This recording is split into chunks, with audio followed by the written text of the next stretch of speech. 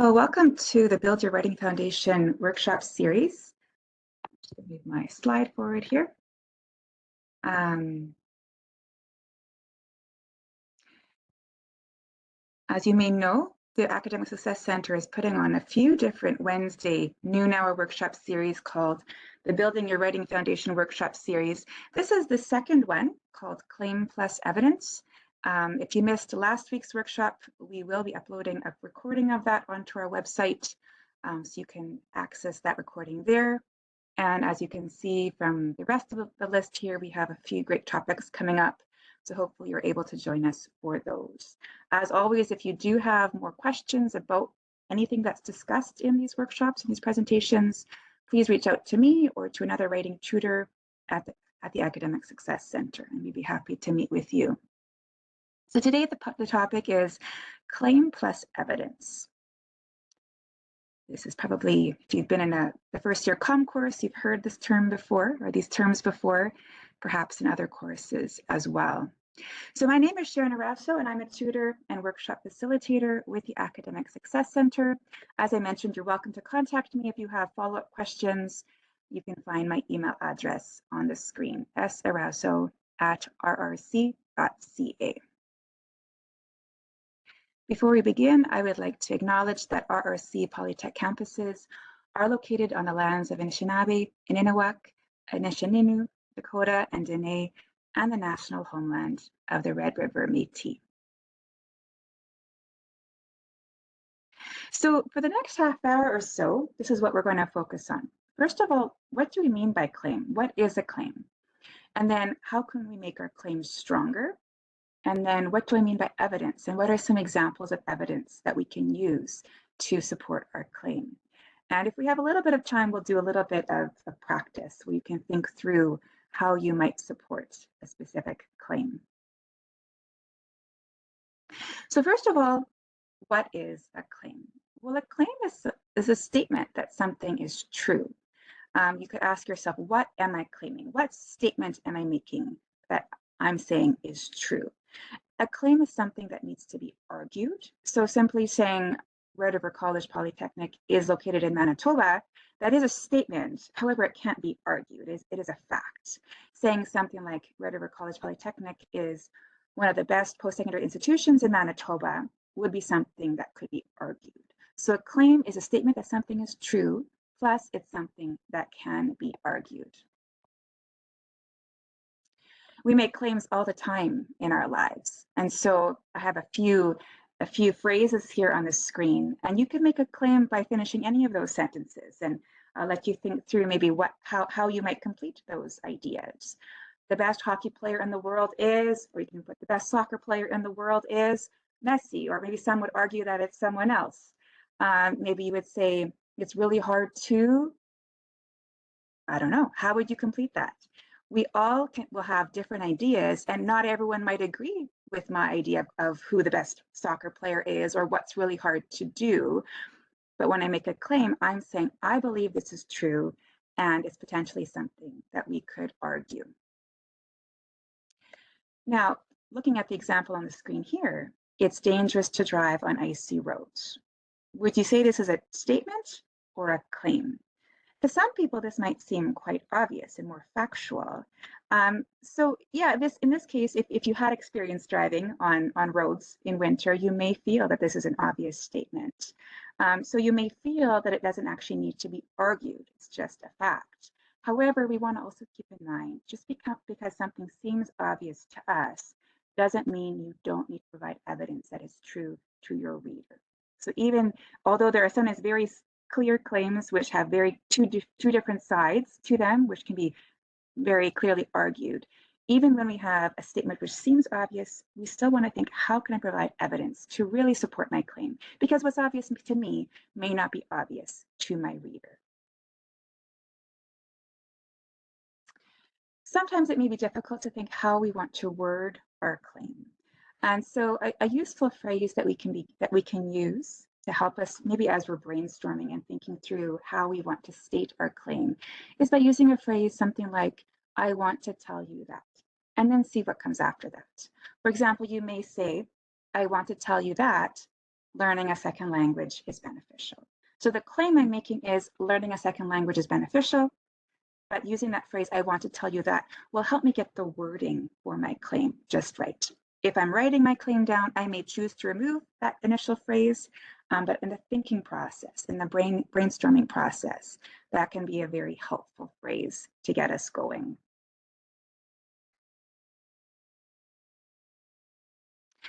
After identifying what the claim is that we're making, what our claim is, we want to make our claim stronger. And we can do this by asking ourselves the question, why is this true? Remember, a claim is something I am stating is true, and it's something that can be argued. So if I'm making a claim to you, I want to now explain to you why this claim is true, why this statement I'm saying is true. So the way we can do that is by providing a reason. So sometimes, again, we may get stuck on how we want to word it. Using the word because after our claim will help us really focus and narrow down the reason for the claim we're making. So if we go back to the previous example, learning a second language is beneficial. The reason I could give for that is because it allows you to travel more easily. So I can use the word because and then provide the reason for the claim that I'm making, the reason why I believe this is true.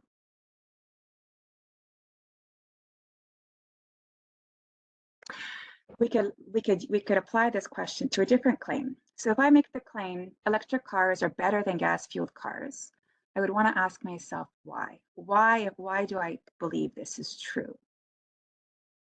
It could be any one of these, really, and I'm sure there's more if I were to ask each one of you. Electric cars are better than gas-fueled cars. Why is this true? Well, one, because they don't contribute to carbon emissions, because you don't have to stop at a gas station to fill up, because they warm up faster, and because they're quieter. So those are some reasons. And potentially you could brainstorm some other ideas also. So my claim would then be potentially electric cars are better than gas-fueled cars because they don't contribute to carbon emissions. Or I can make a different claim, electric cars are better than gas-fueled cars because they're quieter, for example. You'll notice when I add the reason in, I'm really narrowing down the focus of my claim. And by narrowing down the focus, it will often help me make a stronger claim for my audience. So once we've stated our claim and we provided the reason for our claim, we now want to prove our claim. How do I know this is true is the question we want to ask. And this is where we present our evidence. So anytime we make a claim, we must provide an evidence to support that claim. We can make any sort of claim, right? But if we're trying to argue that our claim is true, that the statement we're making is true, we need to back up what we're saying. We need to provide evidence. I could say, I am the fastest person in the world. You're not going to believe me, obviously, right? Unless I had some sort of evidence to back up the claim that I'm making. So if our aim is to convince our audience that our claim is true, we need evidence to do so. Evidence will make it clear to our audience how we know the information we're claiming is in fact true. And when we provide proof, we're making our claim more difficult to disagree with. So that question we want to apply is, how do I know the claim I'm making is true? We can provide evidence or prove something is true by using research and or personal experience. And we're going to take a look at both of these here. So if I go back to that original claim, electric cars are better than gas-fueled cars. We looked at a few different reasons. Here on the screen, I have two of those reasons, because they don't contribute to carbon emissions and because they're quieter. So if I wanted to provide evidence for the first reason, that they don't contribute to carbon emissions, I might go to some research, right? There's research out there which has measured how many carbon emissions electric cars produce as opposed to gas-fueled cars. So I have a direct quote there on the screen in the blue box. Electric vehicles have zero tailpipe emissions and are typically responsible for significantly fewer greenhouse gases during operation. And then I cite my source there afterwards. So I can use research, studies that have been done to back up the claim that I'm making and the reason that I'm providing. Alternatively, I could also rely on my own personal experience if I want to provide evidence. So if I say electric cars are quieter, maybe some evidence I could provide is something like we see in the next blue box. Sometimes I cycle down the street and I don't notice when an electric car is near because they don't have the same motor sound as gas-fueled cars. So we can use both research and or personal experience. It does depend a little bit on the claim we're making as to what might be the best kind of evidence. Sometimes it's best to go to the experts to do some research to provide evidence for the claim we're making. Sometimes it's very effective to give an example from our personal experience. It does depend a little bit on what kind of claim we're making, who our audience is, the topic we're talking about. And sometimes it's very effective to use both if we're developing our idea and want to provide some really strong evidence for our audience or for our reader. We're going to look at a few different kinds of evidence now, and I would like you to consider as you read the text on the screen if you can identify the claim plus the evidence. So one kind of evidence that we can provide is examples. So if we're trying to answer the question, how do I know this is true? I can give examples to demonstrate that this is why I know my claim is true. So an example is a specific thing, person, or idea used to explain or support a more general idea. So note the word specific is bolded there. We want to be specific with our examples to make it a stronger, to provide better evidence for our claim. So examples may come from either research or personal experience. Here we have two examples on this screen. So it begins by saying, learning a second language is beneficial because it allows you to travel more resourcefully. For example, Meg Lowe claims to have saved $400 Canadian by negotiating tourist excursion fees with her basic knowledge of Turkish while traveling in Turkey in early 2023. And that was based on personal communication, so an interview that the writer did. So in this case, some research has been done by interviewing another person who has had this experience, but we're providing an example of what this person experienced in their travels. In the other side of the table there, we have the same claim and same reason. Learning a second language is beneficial because it allows you to travel more resourcefully. For example, knowing basic Spanish helped me when I traveled through Central America.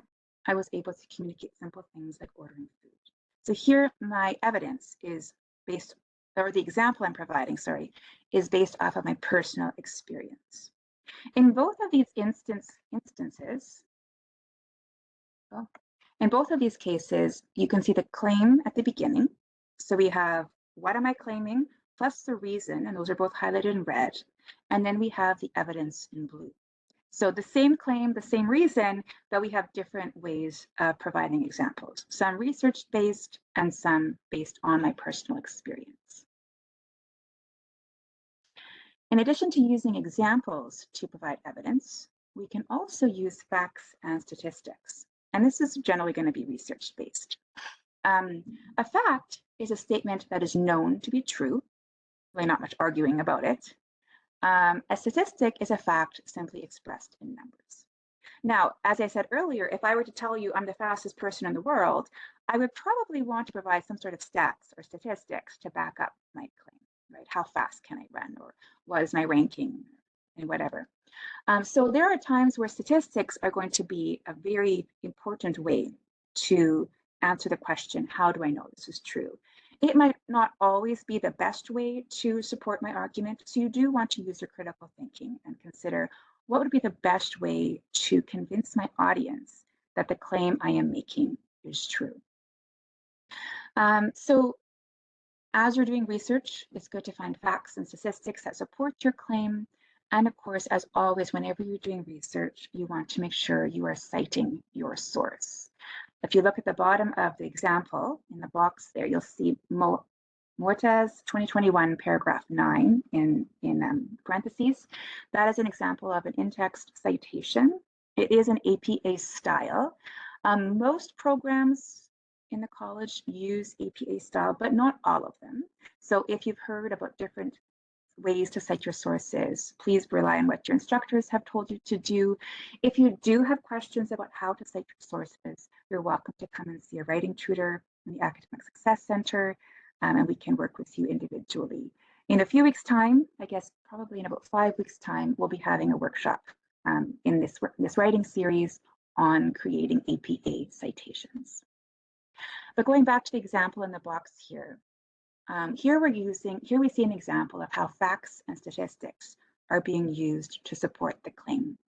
So the example reads, the pandemic has caused certain Manitoban occupations to be more in demand than others because health and safety protocols have become stricter. Indeed, employment for cleaning supervisors was 68% higher in April 2020 compared to April 2019. So in this example, we see a clear claim has been made with the reason. So the pandemic has caused certain Manitoban occupations to be more in demand than others because here we're saying why we know this is true, because health and safety protocols have become stricter, and then we have some research-based evidence using some statistics. In addition to using examples and facts or stats, we can also just rely on authority. So a person or organization has authority when they know a lot about a subject or when their opinions are greatly respected. So in the blue circle there, it says, in this example, the World Health Organization, or WHO, is a globally respected source on health means. So this is often a source that might be relied upon, especially when talking about health-related issues or making health-related claims. Of course, depending on the industry, there could be different organizations that would be considered authorities, or different people and experts in the field who could be considered authority. It always is very important to look at your source and ensure that the source you are using does indeed have authority. When we're including an outside authority in our writing, we probably will include either a direct quotation or a paraphrase. And again, you want to make sure you're citing your source. So in the example here, we see it says, individual lives can be significantly impacted by depression. In fact, the World Health Organization states the effects of depression can be long-lasting or recurrent and can dramatically affect a person's ability to function and live a rewarding life. So in this example, we see the claim in red, and we see the evidence provided by information from the WHO, the authority in this matter. You may notice the claim here just answers the question, what am I claiming, not why am I making this claim? So it's not providing the reason in this specific example. Sometimes maybe we want to make a more general claim. Sometimes we may not want to narrow down our focus quite so much. So there may be times when we don't answer the why question, we don't include the because, but many other instances, it will be best to also include the reason for our claim.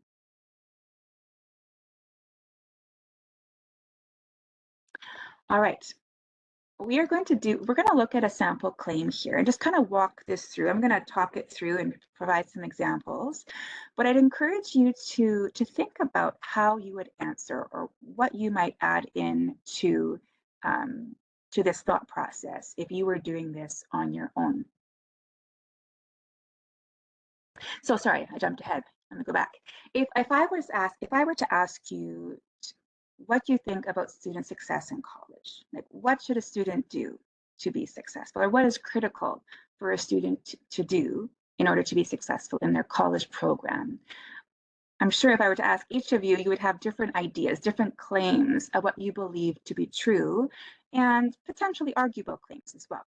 That would be the goal.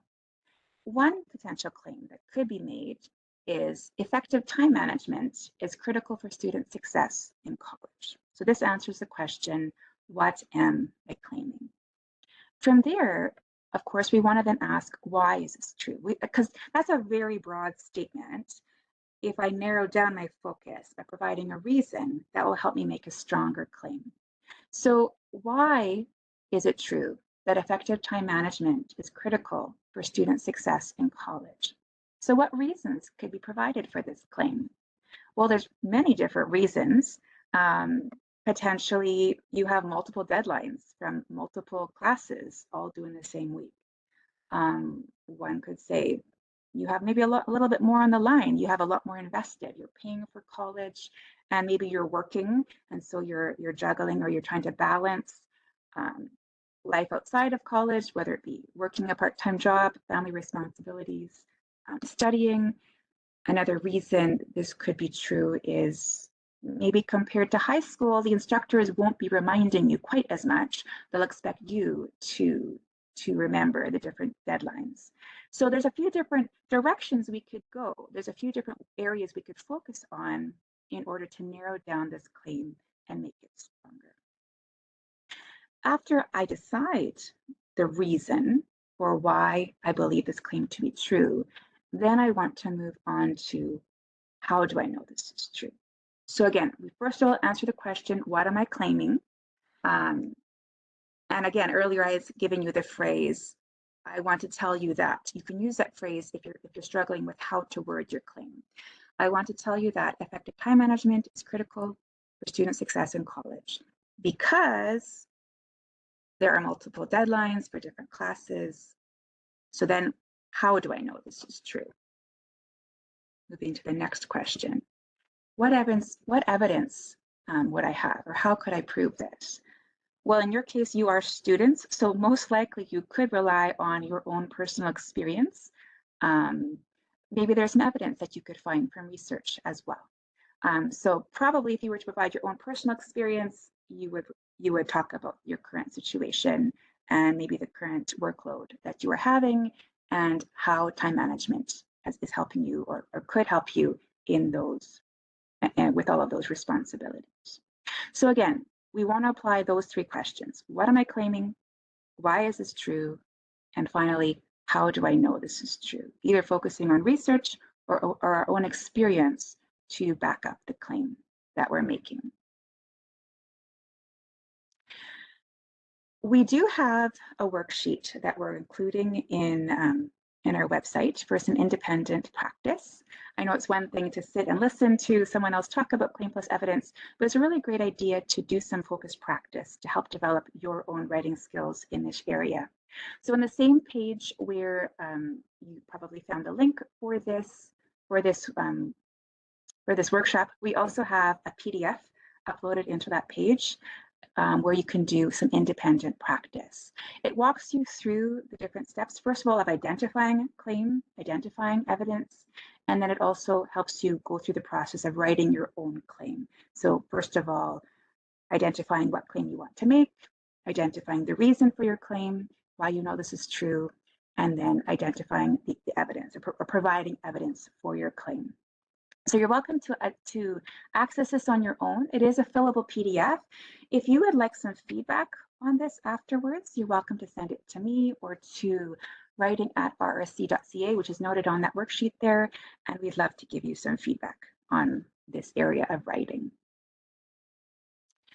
So to summarize what we've talked about in this lunch hour here, a claim is a statement that something is true and it can be argued. So the question you're asking yourself is, what am I claiming? You can strengthen your claim by providing reasons, by answering the question, why is this true? And then again, anytime you make a claim in writing, you must provide clear evidence to support that claim. This will make it clear to our audience how we know the information we're claiming is indeed true. So answering that question, how do I know it's true? And that the way you answer that question by providing evidence could be either personal experience and or research.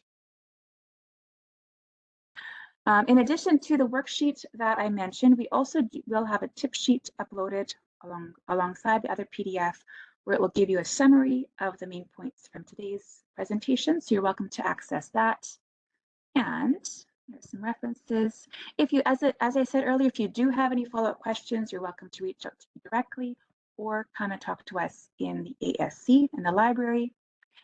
Next week, we will be continuing this writing workshop series, talking about reflective writing. So I encourage you to come and check that out if you're able, or access the recording after the fact. Thank you very much for your time. I'm going to stop recording now. But if there are any questions, I will stay connected online and I'll be happy to answer.